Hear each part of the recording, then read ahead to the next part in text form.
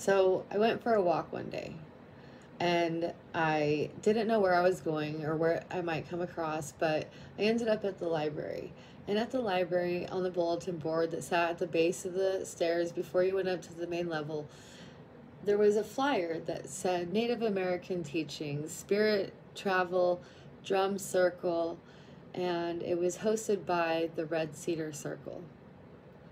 I was very interested, and it was also happening at that day, at that time, and it was happening just a couple blocks away at the Unitarian Church.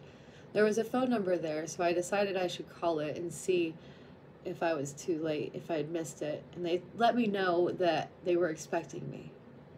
So I walk a couple blocks away and I'm right on time apparently. And I show up at the Unitarian Church and I knock on the door because this church it's actually like, it's not even like a church, it's a blue house, really. And I knocked on the door and a small, short woman answered the door.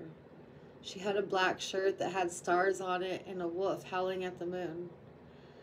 The smell of sweetgrass and sage engulfed my soul. As I stepped into the room, my spirit just knew I was where I was meant to be, as tears just came from my eyes. They just streamed down my face and my cheeks. I took off my shoes and I was greeted as I was about to enter the next room by a woman who was coming out of a room. It was dark. I couldn't see much, but I could see her, and she had the candle lit just enough that I could see her face. She was dressed in all red. She even had a red bonnet on. She had a black kind of corset belt on her dress as well that had a ribbon tied on it. She blessed me in light. She hugged me, she welcomed me and greeted me. She had me follow her into this dark room where she sat me next to her. As I sat, I opened my eyes and I looked around and seen that I was in a room full of women who had candles all just lit before them. Sister Jill Fanning, who guided this circle past the sage and the cedar and the sweetgrass, sharing with us the story and the history and how to properly feel this ancestors of our time during this time, acknowledging from where we came from. I can still smell the sage and the sweetgrass and the cedar to this day. She took us on a journey with drums. She took us into other worlds. We came out from the past of where we were. We crafted our vision into life.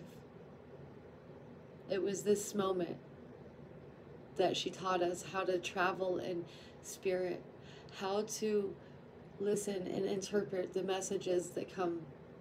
From waking up in the morning to acknowledging the first animal that you see and what is it doing.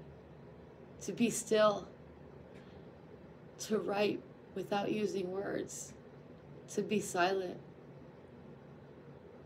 to speak, to know when to speak and when to let the art fill your soul. It was shortly thereafter, my 21-day vision with this process, that I was invited to my first full moon sweat. It was an honor to be able to take on that journey as well. And the clarity and the reveals that come have only been such a gift that I've been given to be able to see. My life has only been a blessing. I've been walking this labyrinth. My life has been far from easy. It's been so hard, but it's been the spirit and the faith has gotten me through to realize that every purpose, there's a reason. There's a divine, no matter how bad and harrowing it can seem, to be free. To remember that this all has for no reason. This is for no fear. I'm going to be a grandmother now, and I get this moment and this time to take on the reflection of life. It didn't feel like very long ago that I was a mother taking this walk one day, and now I take this walk with my daughter. as she is about to blossom and bring my grandchild into this world. It's these strings that tether us. As we sit and move in our thread of magic, the lessons that we have, the thread of life. Once we get encompassed in that center heart chakra, may we always just find that light and pick up our string and kiss each divine place that we've been and all the great things and the terrifying things of which we've seen. May we see that they were all for the greater reason, for good.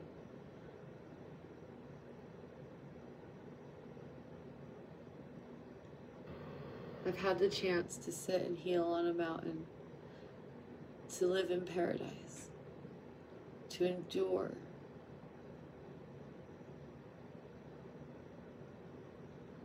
I never imagined I'd be where I am today. And if it wasn't for the grace and the lessons of spirit, to be here now, to know that all my problems are of the future, of the past, nothing is ever now. I've lived fully, and my heart has been healed with gold. I've gotten to love, and I've gotten to love more than once. It's a good day to live, and it's a good day to die. And I bless each and every step that I've gotten to take, and each mother guide who's come into my life to give me the faith and the strength to continue to be able to share these stories with my daughter and her child. It's a sweet reflection in time, and I'm blessed and grateful.